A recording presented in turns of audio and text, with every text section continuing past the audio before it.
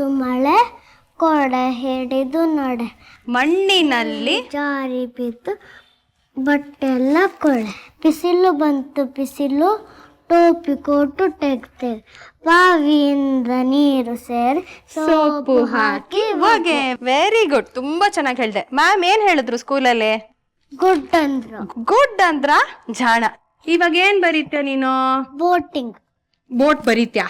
ಬರಿ.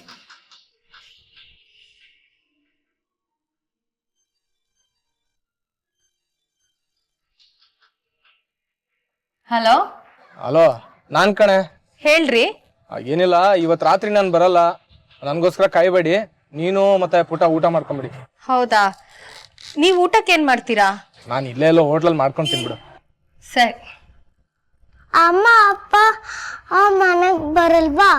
ಇಲ್ಲಮ್ಮ, ಅಪ್ಪಗೆ ಅಂಗಡಿನಲ್ಲಿ ತುಂಬಾ ಕೆಲ್ಸ ಇದೆಯಂತೆ.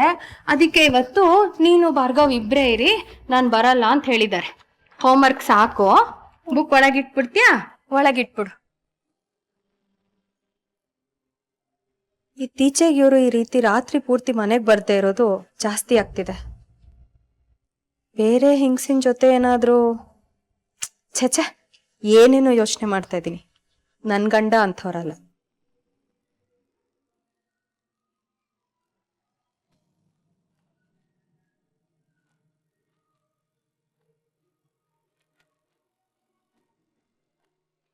ಅಲ್ವೋ, ರಾತ್ರಿನೂ ಏನೋ ಕೆಲಸ ನಿನಗೆ, ಆರಾಮಾಗಿ ಮನೇಲಿ ಇರೋದು ಬಿಟ್ಟು. ನಾನೇನು ಇಂಜಿನಿಯರ? ಬೆಳಗ್ಗೆ 9 ಗಂಟೆಗೆ ಹೋಗಿ ಸಾಯಂಕಾಲ 6 ಗಂಟೆಗೆ ಬರೋಕ್ಕೆ ಕೆಲಸ ಬರ್ತಾ ಇದ್ರೆ ಹೋಗ್ತಾ ಇರಬೇಕು. ಹಿಂಗೆ ಬರೋ ಆರ್ಡರ್ಗಳೆಲ್ಲ ಬಿಟ್ರೆ ಆಮೇಲೆ ಇದಕ್ಕೂ ಗತಿ ಇರಲ್ಲ. ಸರಿ ಈಗ ಊಟ ಮಾಡು. ನಾನು ನಿನಗೆ ಸರಿಯಾದ ಸಮಯಕ್ಕೆ ಒಂದು ಮದುವೆ ಅಂತ ಮಾಡಿದ್ರೆ ಹೆಂಡತಿ ಮಕ್ಕಳು ಅಂತ ನೀನು ಮನೆಯಲ್ಲೇ ಇರ್ತಾ ಇದ್ದೆ. ಪದೇ ಪದೇ ಅದನ್ನೇ ಹೇಳ್ಬೇಡವಾ? ಯಾವಾಗ ನೋಡಿದ್ರು ಮದುವೆ ಅಂತ ಇರ್ತೀಯ. ಈಗಿನ ಕಾಲದ ಹೆಣ್ಮಕ್ಳು ಫಾರಿನಲ್ಲಿರೋ ಹುಡುಗನೇ ಬೇಕು ಅಂತಾರೆ. ಅಂಥದ್ರಲ್ಲಿ ನನ್ನನ್ನು ಯಾರವ ಮದುವೆ ಆಗ್ತಾರೆ? ಎಲ್ಲ ಹುಡುಗಿಯರು ನೀನು ಅನ್ಕೊಂಡಾಗೆ ಇರಲ್ಲ. ನಿನ್ಗೊಂದು ಒಳ್ಳೆ ಹುಡುಗಿ ಸಿಗ್ತಾಳೆ, ನೋಡ್ತಾ ಇರು. ನಾನೇ ಹುಡುಕಿ ನಿಂಗೆ ಮದುವೆ ಮಾಡ್ತೀನಿ. ಆಯ್ತು, ಹುಡ್ಕವ. ನಿನ್ಗೆ ಓಕೆ ಅಂತಂದ್ರೆ ನನಗೂ ಓಕೆನೆ. ಸರಿ, ನಾನು ಬರ್ತೀನಿ. ಸರಿ ಮಗನೆ, ಹುಷಾರು ಕಣೋ. ಸರಿನಾ ಮಾವು, ನೀನು ಊಟ ಮಾಡಿ ಬಾಗ್ಲಾಕೊಂಡ್ ಮಲ್ಕೋ. ಆಯ್ತಪ್ಪ.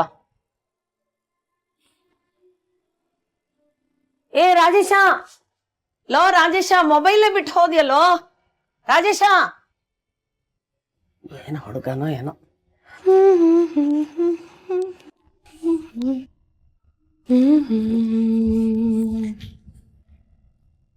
ಏನು?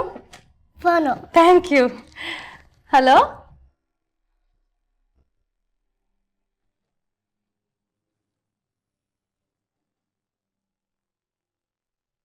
ಏನಾಯ್ತು? ನಾನು ಈಗಲೇ ಬರ್ತೀನಿ.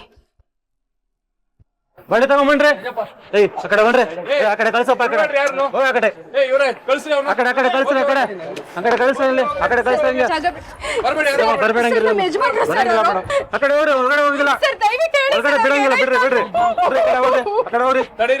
ಹೊರಗಡೆ ಹೋಗ್ರಿ. ಹೊರಗಡೆ ಹೋಗಂಗಿಲ್ಲ. ಪ್ಲೀಸ್ ಬಿಡಿ ಸರ್, ಒಳಗೆ ಬಿಡಂಗಿಲ್ಲ ಮೇಡಮ್, ಹಂಗಲ್ಲ.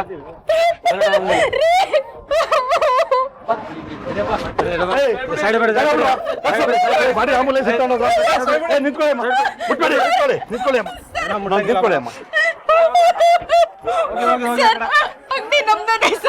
ರಾತ್ರಿ ಎಲ್ಲ ನಮ್ಮ ಯಜಮಾನ್ರು ಅಂಗಡಿನಲ್ಲೇ ಇದ್ರು ಸರ್. ನಿಮ್ಮ ಅಂಗಡಿನಲ್ಲಿ ಯಜಮಾನ್ರಲ್ದೆ ಬೇರೆ ಯಾವ್ದಾರು ಇದ್ರಾ?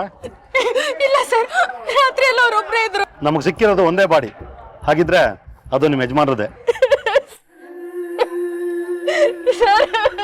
ನಿನ್ನೆ ರಾತ್ರಿ ಶಾರ್ಟ್ ಸರ್ಕ್ಯೂಟ್ ಆಗಿ ನಿಮ್ಮ ಅಂಗಡಿ ಒಳಗಡೆ ಪೂರ್ತಿ ಸುಟ್ಟೋಗಿದೆ. ಸುಟ್ಟೋಗಿರೋ ಬಾಡಿ ಪಕ್ಕ ಅರ್ಧಂಬರ್ಧ ಸುಟ್ಟಿರೋ ಒಂದು ಪರ್ಸ್ ಸಿಕ್ತು. ಆ ಪರ್ಸಲ್ಲಿ ನಿಮ್ಮ ನಂಬರ್ ಇತ್ತು, ನಿಮಗೆ ಫೋನ್ ಮಾಡಿದ್ವಿ. ಈಗ ಕನ್ಫರ್ಮ್ ಆಯ್ತು ಅದು ನಿಮ್ಮ ಗಂಡಂದೆ ಅಂತ. ಅಯ್ಯೋ ದೇವ್ರೆ, ನಮ್ಮ ಸಂಸಾರದ ಆಧಾರನೇ ಅವರು ಸರ್. ಅವ್ರು ಧೈರ್ಯ ತಂದ್ಕೊಳ್ಳಿ ಅಮ್ಮ, ಏನು ಮಾಡೋಕ್ಕಾಗಲ್ಲ. ಬಾಡಿನ ಪೋಸ್ಟ್ ಮಾರ್ಟಮ್ ಕಳಿಸ್ತೀವಿ. ಪ್ರೋಸೆಸ್ ಆದಮೇಲೆ ನೀವು ಬಾಡಿನ ಕಲೆಕ್ಟ್ ಮಾಡ್ಕೋಬೋದು. ಸ್ಟೇಷನ್ಗೆ ಬಂದು ಒಂದು ಸ್ಟೇಟ್ಮೆಂಟ್ ಕೊಡಿ.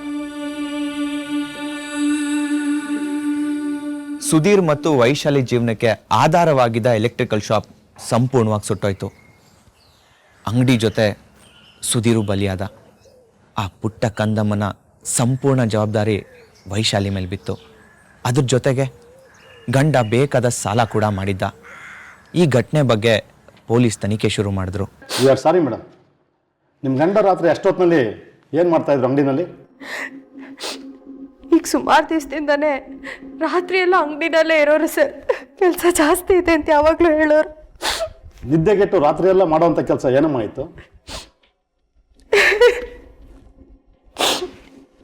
ನಮ್ಮ ಆರ್ಥಿಕ ಪರಿಸ್ಥಿತಿ ಚೆನ್ನಾಗಿರಲಿಲ್ಲ ಸರ್. ಅಂಗಡಿನಲ್ಲಿ ಯಾರನ್ನೂ ಕೆಲಸಕ್ಕೆ ಇಟ್ಕೊಳ್ಳೋ ಸ್ಥಿತಿಲಿ ಇರಲಿಲ್ಲ ನಾವು. ಅದಕ್ಕೆ ಬೆಳಗ್ಗೆ ಪರ್ಚೇಸಿಂಗು ಅದು ಇದು ಅಂತೆಲ್ಲ ಓಡಾಡ್ತಾ ಇದ್ರು. ರಾತ್ರಿ ಅಂಗಡಿ ಕೆಲಸಗಳೆಲ್ಲ ಮಾಡ್ಕೋತಿದ್ರು ಸರ್. ಹಾಗಾದರೆ ಅಂಗಡಿನಲ್ಲಿ ನಿಮ್ಮ ಯಜಮಾನ್ರು ಬಿಟ್ಟು ಬೇರೆ ಯಾರೂ ಇರಲಿಲ್ಲ ಅಂತ ಆಯಿತು. ಹೌದು ಸರ್. ಪೋಸ್ಟ್ ಮಾರ್ಟಮ್ ಪ್ರೋಸೆಸ್ ಎಲ್ಲ ಮುಗಿದ್ಮೇಲೆ ನೀವು ನಿಮ್ಮ ಗಂಡನ ಬಾಡಿನ ತೊಗೊಂಡೋಗ್ಬೋದು. ನಮ್ಮ ಕಡೆಯಿಂದ ಕ್ಲಿಯರೆನ್ಸ್ ಕೊಡ್ತೀವಿ. ಹಾಗಾಗಿ ನಿಮಗೆ ಡೆತ್ ಸರ್ಟಿಫಿಕೇಟ್ ಸಿಗುತ್ತೆ. ಸರಿ ಸರ್.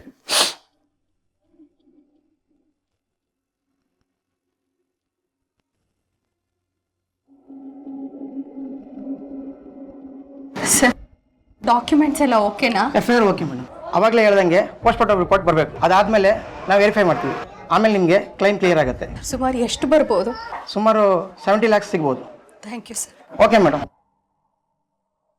ವೈಶಾಲಿ ಜೀವನಕ್ಕೆ ದೊಡ್ಡ ಆಧಾರವಾಗಿ ಸಿಕ್ಕಿದ್ದು ಆ ಇನ್ಶೂರೆನ್ಸ್ ಹಣ. ಅದರಿಂದ ತನ್ನ ಗಂಡ ಮಾಡಿದ ಅಷ್ಟು ಸಾಲನ ತೀರಿಸಿ ವೈಶಾಲಿ ತನ್ನ ಮಗುನ ನೋಡಿಕೊಂಡು ಮತ್ತೆ ಹೊಸ ಜೀವನ ಶುರು ಮಾಡ್ತಾಳೆ. ಡೆಡ್ ಬಾಡಿ ಜೊತೆಗೆ ಸುಧೀರ್ ಪರ್ಸು ವಾಚು ಸಿಕ್ಕಿದ್ರಿಂದ ಇದು ಸುಧೀರ್ದೇ ಬಾಡಿ ಅನ್ನೋದು ಕನ್ಫರ್ಮ್ ಆಗುತ್ತೆ. ಈ ಪ್ರಕರಣ ಕೇವಲ ಆಕಸ್ಮಿಕ ಅನ್ನೋದು ಮನವರಿಕೆ ಆಗುತ್ತೆ. ಇತ್ತ ಈ ಪ್ರಕರಣನ ತನಿಖೆ ಮಾಡ್ತಿದ್ದ SI ರಮೇಶ್ ಟ್ರಾನ್ಸ್ಫರ್ ಆಗಿ ಅದೇ ಜಾಗಕ್ಕೆ ರವೀಂದ್ರ ಅನ್ನೋರು ನೇಮಕ ಆಗ್ತಾರೆ. ಸರ್, ಇದನ್ನ ಕ್ಯಾಬಿನ್. Thank you. ಎಲ್ಲಪ್ಪ. Yes sir. ಹಳೆ ಕೇಸ್ ಫೈಲ್ಸ್ ಎಲ್ಲ ತಗೊಂಬನ್ನಿ, ನಾನು ಸಲ ನೋಡಬೇಕು. Okay sir.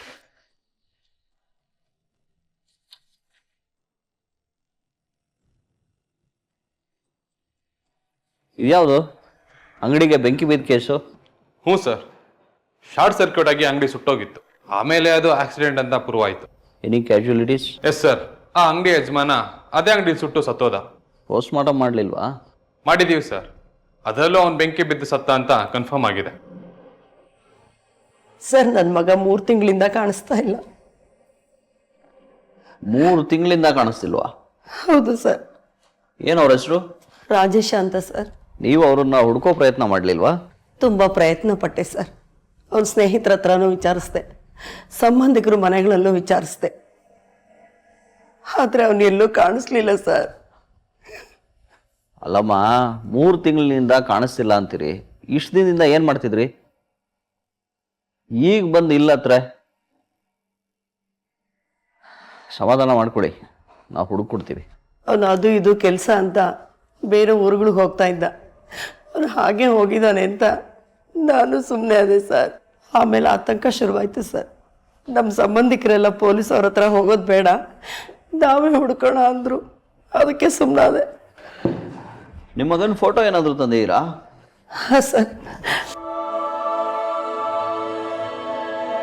ನಿಮ್ಮ ಮಗ ಏನು ಕೆಲಸ ಮಾಡ್ತಿದ್ದ? ಎಲೆಕ್ಟ್ರಿಷಿಯನ್ ಆಗಿ ಕೆಲಸ ಮಾಡ್ತಾ ಇದ್ದ. ಯಾರ ಜೊತೆ? ಹಾಂ, ವೈಶಾಲಿ ಎಲೆಕ್ಟ್ರಿಕಲ್ಸ್ ಅಂತ ಮೊದಲು ಅವ್ರ ಜೊತೆ ಕೆಲಸ ಮಾಡ್ತಾ ಇದ್ದ. ಆಮೇಲೆ ಅವರೇ ಇವನನ್ನು ಕೆಲ್ಸಕ್ಕೆ ಬರೋದು ಬೇಡ ಅಂತ ಹೇಳಿ ಕಳ್ಸಿದ್ರಂತೆ. ಅದಾದ ನಂತರ ಬೇರೆ ಬೇರೆಯವ್ರ ಹತ್ರ ಕೆಲಸ ಮಾಡ್ತಾ ಇದ್ದ ಸರ್. ಆ ಅಂಗಡಿ ಓನರ್ಗೂ ನಿಮ್ಮ ಮಗಂಗೂ ಏನಾದ್ರು ಜಗಳ ಆಗಿತ್ತಾ? ಅದೇನೋ ನಂಗೆ ಗೊತ್ತಿಲ್ಲ ಸರ್. ಅಲ್ಲಮ್ಮ, ನೀವು ಆ ಎಲೆಕ್ಟ್ರಿಕಲ್ ಅಂಗಡಿ ಹತ್ರ ಹೋಗಿ ವಿಚಾರಿಸ್ಲಿಲ್ವಾ? ಹೋಗಿದ್ದೆ ಸರ್. 3 ತಿಂಗಳ ಹಿಂದೆನೇ ಅಂಗಡಿಗೆ ಬೆಂಕಿ ಬಿದ್ದು ಸುಟ್ಟೋಯ್ತು ಅಂತ ಪಕ್ಕದ ಅಂಗಡಿಯವರು ಹೇಳಿದ್ರು. ಬೆಂಕಿ ಬಿತ್ತ? ಅಂಗಡಿ ಹೆಸರು ಏನು ಹೇಳಿದ್ರಿ? ಅದೇ ಸರ್, ವೈಶಾಲಿ ಎಲೆಕ್ಟ್ರಿಕಲ್ಸ್ ಅಂತ. ಸರ್, ನನ್ನ ಮಗ ಹೊರಡೋವಾಗ ಈ ಮೊಬೈಲ್ ಮನೆಯಲ್ಲೇ ಬಿಟ್ಬಿಟ್ಟು ಹೊರಟೋಗಿದ್ದಾನೆ. ಇದರಿಂದ ಏನಾದರೂ ಉಪಯೋಗ ಆಗುತ್ತಾ ನೋಡಿ ಸರ್. ಸರಿ, ನೀವು ಕಂಪ್ಲೇಂಟ್ ಕೊಟ್ಟು ಹೋಗಿಮ್ಮ, ನಾವು ವಿಚಾರಿಸ್ತೀವಿ. ಸರಿ ಸರ್.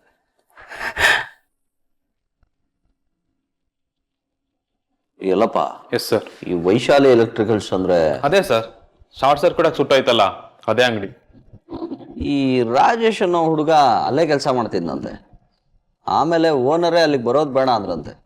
ಅದಾಗಿ 2 ತಿಂಗಳಲ್ಲೇ ಶಾರ್ಟ್ ಸರ್ಕ್ಯೂಟ್ ಆಗುತ್ತೆ, ಆ ಓನರ್ ಸತ್ತು ಹೋಗ್ತಾನೆ. ಹೆಚ್ಚು ಕಡಿಮೆ ಅದೇ ಟೈಮ್ನಿಂದ ಈ ರಾಜೇಶ್ ಕೂಡ ಕಣ್ಮರೆ ಆಗ್ತಾನೆ. ಕೆಲಸದಿಂದ ತೆಗೆದ ಕೋಪಕ್ಕೆ ಅವನೇನೋ ಶಾರ್ಟ್ ಸರ್ಕ್ಯೂಟ್ ಆಗೋ ಥರ ಮಾಡಿರ್ಬೋದಾ? ಆಮೇಲೆ ಪೊಲೀಸ್ ಹತ್ರ ಸಿಕ್ಕಾಕೊಳ್ಳೋ ಬೈಕ್ಗೆ ಓಡೋಗಿರ್ಬೋದಲ್ವ ಸರ್? ಚಾನ್ಸಸ್ ಇದೆ. ಯಾಕೋ ನನಗೆ ಈ ರಾಜೇಶ ಕಣ್ಮರೆ ಆಗೋದಕ್ಕೂ ಆ ಎಲೆಕ್ಟ್ರಿಕಲ್ ಅಂಗಡಿಗೆ ಬೆಂಕಿ ಬೀಳೋದಕ್ಕೂ ಸಂಬಂಧ ಇದೆ ಅಂತ ಅನಿಸ್ತಾ ಇದೆ. ಆ ಅಂಗಡಿಯಿಂದ ಏನಾದರೂ ಎವಿಡೆನ್ಸ್ ಕಲೆಕ್ಟ್ ಮಾಡಿದ್ದೀರಾ? ಹೌದು ಸರ್, ಎವಿಡೆನ್ಸ್ ರೂಮಲ್ಲಿದೆ. ಸರಿ ಬನ್ನಿ ನೋಡ.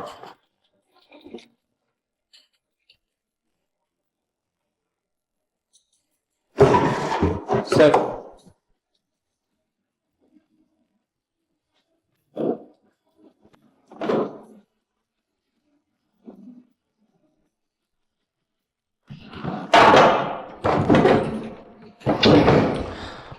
ಇಲ್ಲಿ ಸಾಕಷ್ಟು ಐಟಮ್ ಅರ್ಧಂಬರ್ಧ ಸುಟ್ಟು ಹೋಗಿದೆ. ಇದರಲ್ಲಿ ಯಾವುದರಿಂದ ಶಾರ್ಟ್ ಸರ್ಕ್ಯೂಟ್ ಆಗಿದೆ ಅನ್ನೋದನ್ನ ಯಾವ್ದಾದ್ರು ಎಲೆಕ್ಟ್ರಿಷಿಯನ್ ಕರೆಸಿ ಚೆಕ್ ಮಾಡಿಸಿ. Okay sir. ಹಾಗೆ ಆ ರಾಜೇಶ್ ಅಮ್ಮ ಫೋನ್ ಕೊಟ್ಟು ಹೋಗಿದ್ರಲ್ಲ, ಅದರ ಕಾಲ್ ಡೀಟೇಲ್ಸ್ ಚೆಕ್ ಮಾಡಿ. ಈ ರಾಜೇಶ್ಗೂ ವೈಶಾಲಿಗೂ ಏನಾದರೂ ಜಗಳ ಇತ್ತಾ ಅನ್ನೋದನ್ನ ವಿಚಾರಿಸ್ಬೇಕು. Yes sir. ಸುಧೀರ್ ಸಾವು ಮತ್ತು ಅದೇ ಸಮಯಕ್ಕೆ ರಾಜೇಶ್ ಕಾಣೆಯಾಗೋದು, ಇದು ಎರಡರ ಮಧ್ಯೆ ಏನೋ ಸಂಬಂಧ ಇರಬೇಕು ಅಂತ SI ರವೀಂದ್ರ ಅವ್ರಿಗೆ ಅನ್ಸೋದಕ್ಕೆ ಶುರುವಾಯಿತು. ಈ ಕೇಸ್ ಬಗ್ಗೆ ಹಿಂದೆ ಇದ್ದಿದ್ದ SI ಸರಿಯಾಗಿ ತನಿಖೆ ಮಾಡಿಲ್ಲ ಅಂತನ್ಸಿ ಇವರು ಈ ಕೇಸ್ನ ತಮ್ಮ ಕೈಗೆ ತಗೊಂತಾರೆ. ಅಂಗಡಿಗೆ ಬೆಂಕಿ ಹೇಗೆ ಬಿತ್ತು, ಸುಧೀರ್ ಮೇಲೆ ಯಾರಿಗಾದ್ರೂ ವೈಷಮ್ಯ ಆಯ್ತಾ ಅಂತ ಇವರು ತನಿಖೆ ಶುರು ಮಾಡ್ತಾರೆ. ರಾಜು, ಇದನ್ನೆಲ್ಲ ಒಳಗಡೆ ಇಡೋ, ಮಳೆ ಬರೋ ಥರ ಇದೆ. ಆಯ್ತಣ್ಣ. Excuse me. ಹಾಂ ಹೇಳಿ ಸರ್. ಪಕ್ಕದಲ್ಲಿ ಸುಧೀರ್ ಅಂತ ಇದ್ರಲ್ಲ, ಅವ್ರು ಹೇಗೆ? ಓ, ಸುಧೀರಾ? ಒಳ್ಳೆ ಮನುಷ್ಯನೇ ಸರ್, ಆದರೆ ಸ್ವಲ್ಪ ಕಷ್ಟದಲ್ಲಿದ್ರು. ಮುಂಚೆ ಎಲ್ಲ ನಮ್ಮ ಜೊತೆನೆ ಖುಷಿ ಖುಷಿಯಾಗಿ ಓಡಾಡ್ಕೊಂಡಿರ್ತಿದ್ರು. ಆದರೆ ಈ ನಡುವೆನೋ ತುಂಬ ಟೆನ್ಷನಲ್ಲಿ ಇರ್ತಿದ್ರು ಸರ್. ಟೆನ್ಷನ್ಗೆ ಕಾರಣ ಏನು ಅಂತ ಕೇಳಲಿಲ್ವಾ ನೀವು? ಕೇಳಿದ್ದೆ ಸರ್, ಯಾವುದೋ ಒಂದು ಬಿಸ್ನೆಸ್ಸಲ್ಲಿ ಲಾಸ್ ಆಗಿಬಿಟ್ಟಿದೆ ಅಂತ ಫುಲ್ ಬೇಜಾರಲ್ಲಿದ್ರು. ಆಮೇಲೆ ಏನು ನಾನು ಜಾಸ್ತಿ ಕೇಳಕ್ಕೆ ಹೋಗಲಿಲ್ಲ ಸರ್. Okay, thank you. ನಿಮಗೆ ಗೊತ್ತಿರೋ ಹಾಗೆ ಸುಧೀರ್ಗೆ ಯಾರಾದರೂ ಆಗದೆ ಇರೋರು ಅಥವಾ ಯಾರ ಜೊತೆಗಾದ್ರು ಜಗಳ ಆಡಿದ್ದಿದೆಯಾ? ಅವ್ರ ಅಂಗಡಿಲಿ ಒಬ್ಬ ಎಲೆಕ್ಟ್ರಿಷಿಯನ್ ಹುಡುಗ ಇದ್ದ. ಹೆಸರು ರಾಜೇಶ್ ಅಂತನಾ? ಹೆಸರೆಲ್ಲ ಗೊತ್ತಿಲ್ಲ ಸರ್. ಆದ್ರೆ ಒಂದಿನ ಹುಡುಗ ಕುಡ್ಕೊಂಡ್ ಬಂದು ಸಂಬಳ ಕೊಡ್ಲಿಲ್ಲ ಅಂತ ಗಲಾಟೆ ಮಾಡ್ತಿದ್ದ.